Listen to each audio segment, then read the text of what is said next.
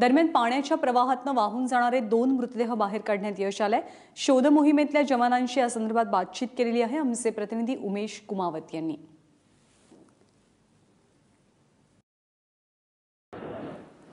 महाडमध्ये जिथे घटना घडलेली आहे आणि इथले गावचे लोक, स्थानिक लोक कशा प्रकारे मदत करतात त्याचं एक उदाहरण इथे आहे।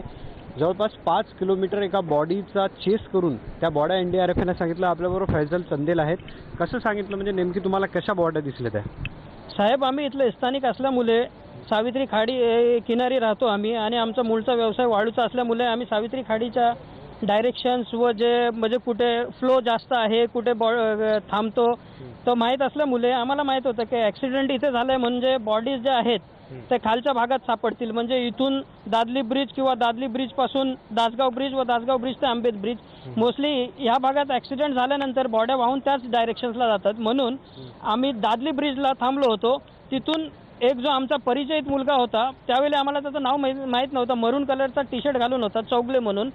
ती बॉडी क्रॉस झाल्यानंतर आम्ही स्थानिक जे आमचे जे लोक आहेत, मित्र आहेत व डिपार्टमेंटला इन्फॉर्म केला व आम्ही गाडीने पॅरलल रस्त्याने त्या बॉडीला चेस करत गेलो आणि तिथे किलोमीटर चेस केला तुम्ही? एक 6 ते 7 किलोमीटर चेस केली आम्ही बॉडी साहेब। आणि अनेक ठिकाणी आम्ही प्रयत्न केला पण पाण्याचा घाव खूप असल्यामुळे आम्हाला काय करता नाही आलं। पुढे NDRFची टीम होती, आम्ही त्यांना विनंती केली, मग त्यांनी पुढे जाऊन ती चौगलेची बॉडी रिकव्हर केली।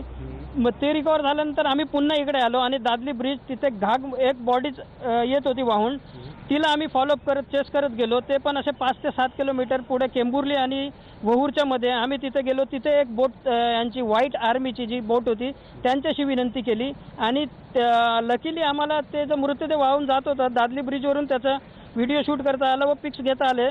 त्यांच्याशी आम्ही विनंती केली, ते बोलले ना अफवा बऱ्याच येत आहेत, ते जर कन्फर्म असेल तर आम्ही जाऊ। मग आम्ही त्यांना ते पिक्स दाखवले। पिक्स दाखवल्यानंतर ते बोटमध्ये गेले आणि त्यांनी ते घाग म्हणून जे व्यक्ती आहेत जे मृत्यू झालेले आहेत त्यांची बॉडी रिकव्हर केली। दोन्ही आता जे बॉडी आहेत त्यांची ओळख झालेली आहे व त्यांचे नातेवाईक म्हणजे जे चौगले म्हणून आहेत त्यांचे नातेवाईक सुद्धा आले आहेत आणि मोस्ट प्रॉब्ली त्यांची बॉडी सुद्धा आम्ही सरकारी हॉस्पिटलमध्ये जाऊन त्यांच्या ताब्यात सुद्धा दिलेली आहे। धन्यवाद आमच्याशी बोलल्याबद्दल।